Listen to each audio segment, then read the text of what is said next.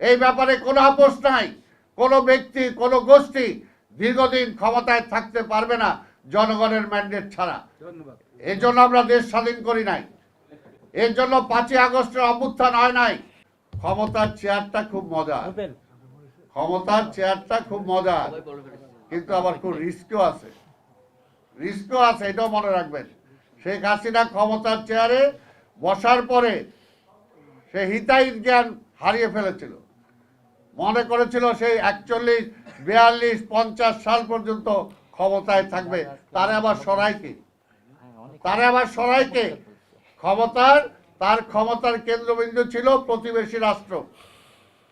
আর এইখানে একটা বিশেষ শ্রেণী ব্যুরোক্রেসিতে আমলাদের মধ্যে এবং রাজনীতিবিদদের মধ্যে কিছু কিছু জায়গায় বিশেষ শ্রেণীতে সৃষ্টি করেছিলেন। মনে করছিলেন এদের উপর নির্ভর করেই ক্ষমতায় থাকবেন। কিন্তু জনগণের শক্তির কথা তিনি চিন্তা করেন নাই। কিন্তু একটা কথা পরিষ্কার যেটা সত্য, দুইটা শক্তির বিরুদ্ধে যুদ্ধ করে জয়লাভ করা যায় না। একটা হলো জনতার শক্তি, আর একটা হলো প্রকৃতির বিপক্ষে দাঁড়িয়ে। ঝড় যখন আসে তখন মসজিদও দেখে না, মন্দিরও দেখে না, তখন কিন্তু সব উড়ায় নিয়ে যায়। ভোটের কথা বলবো না, আমরা তো কি বলবো? এর জন্য 5ই আগস্টের অভ্যুত্থান হয় নাই। কোনো অবস্থাতে অনির্বাচিত সরকার দীর্ঘদিন ক্ষমতায় থাকতে পারে না। সেই স্বাধীনতার আগে থেকে ভোটের জন্যই লড়াই করছি, আমরা ভোটের জন্যই লড়াই করছি। পাকিস্তান আমার ভোটের অধিকার দেয় নাই, লড়াই করেছি।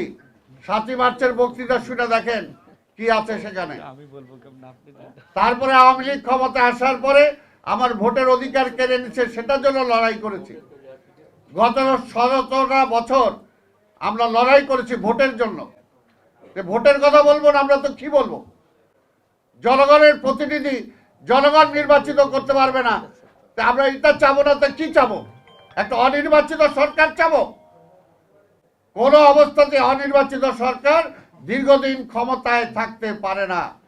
যদি থাকে তাহলে আরেকটা ফ্যাসিস্টের জন্ম হয়।